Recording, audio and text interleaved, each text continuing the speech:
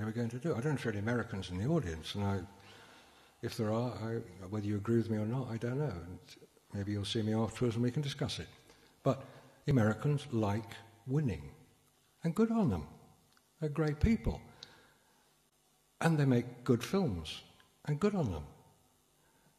And they spend the money, and they spend it not necessarily the way we'd all agree, because why keep fleets of nuclear bombs up in the air? I don't know.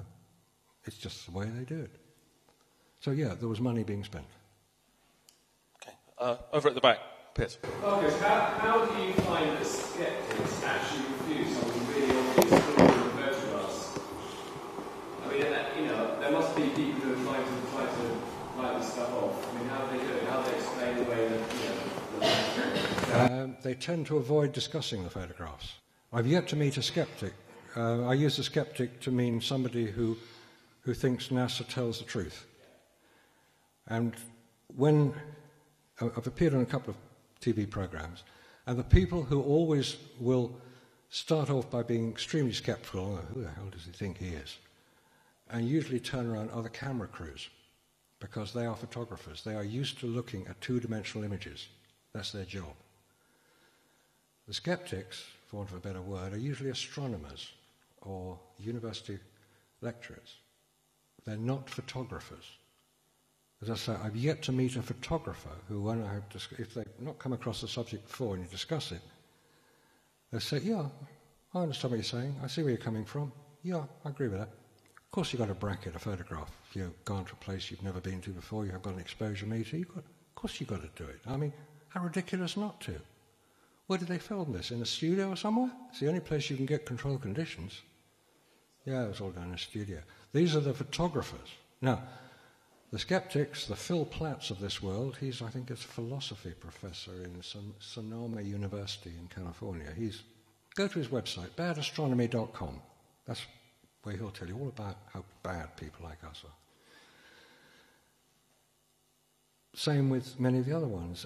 Red Zero is the other website which will refute all this. But they're not photographers.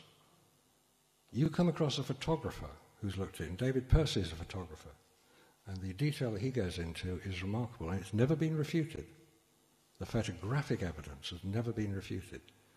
So the circular argument which says, well, of course we got to the moon, we got the pictures to prove it, doesn't actually stand up to very much scrutiny. Does that answer the question?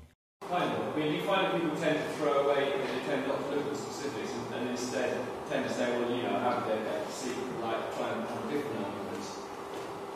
I talk to people and they'll say that, they'll say, well, they couldn't have possibly done that because it's some other reason. They do try to excuse it, yes. But the first question, if somebody starts to have a bit of an argument with me, I'm going to say, are you a photographer? Do you understand cameras? Have you used a Hasselblad? And invariably they haven't, because Hasselblads are quite rare cameras. They're difficult to use. And you say, well, this is your mission, should you choose to accept it. You must go somewhere you've never been before, where the light conditions are unlike anything you've ever been used to. You must wear a spacesuit. You are not allowed a camera with very poor, very high quality film, very poor exposure latitude. You've got no viewfinder, got no exposure meter. You've got to control things manually. You're not allowed to cut any heads off, and you've got to get every photograph perfect. Could you do it? And they'll say, I could do about 50%, yeah. I said, no, you've got to do 100%. No, I couldn't do it. So I'm sorry, I can't go along with the photographs as being a record of Apollo. So there isn't one bad NASA photo, not one bad one?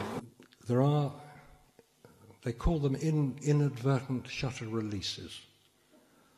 And immediately following the famous Man on the Moon photograph, which happens to be numbered 5903, 5904 is a perfectly well exposed picture of Aldrin's backpack. But it doesn't mean anything because it's far too close. It's out of focus. That's an inadvertent shutter release.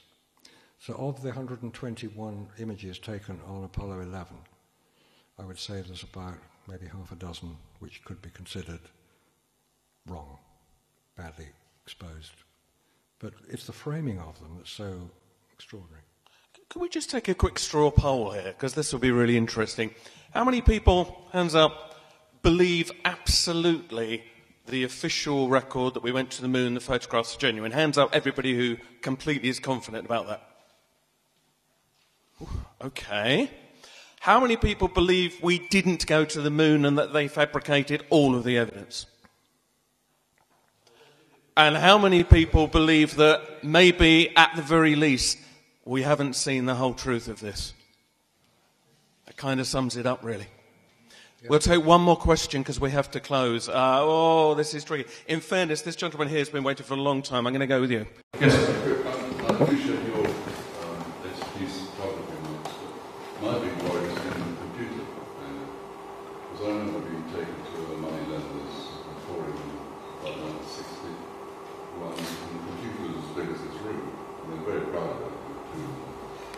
So they've gone from something that big. I mean, I don't know how big the on-board computers were for you. Quite small, but supposedly, but that's a huge leap from when the chips invented, for example. 47. Only 47. Oh, right, so they have those. The size is strange. This is not the commercial use, like everything else. Yeah. Can you use microphones? Yeah. Do I understand the question? It says that computers didn't develop soon enough to be able to manipulate what I'm saying may be. All those the mathematics and all the stuff going through space, it's a pretty complicated thing. And I'm just worried, I can't see how it's a huge leap in such a short time. There was a remarkable amount of development going on at the time. Don't forget there's a war going on at the same time, which cross-fertilizes.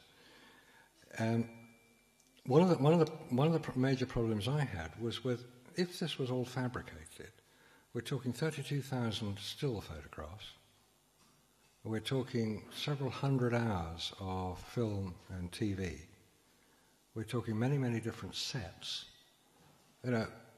Could they have done it in the time? Because it all had to be done at a certain time. And the answer is basically yes, it wasn't that difficult. You take one photograph, you take 100, and if you go through the images, they're just duplicates, one after the other, very slightly different position. That's the plausibility threshold I mentioned. It's very hard to get over that. How could they do it, and how could I have been taken in by something as obvious as this? Maybe you don't think it's obvious. Maybe you think that I'm talking complete nonsense, and if so, I'd love to hear about it, because I've got other things to do. It'd be nice to try a few of them. But I keep coming back to this subject. And, I mean, that's one of the points. How did they do it? I don't know all the answers. I wish I did. We've got to close. Well, I think the straw poll really says it all, that it's obvious we don't know the whole truth of this. And I hope, and I'm sure, that you will agree that Marcus constellated at least a lot of the arguments, and very well. So thank you for coming. If you want to come to future meetings, fill in your email address, pop it in the box as you go out, look at the books and leaflets. But most of all, thank you to Marcus. So big hand please for Marcus Allen.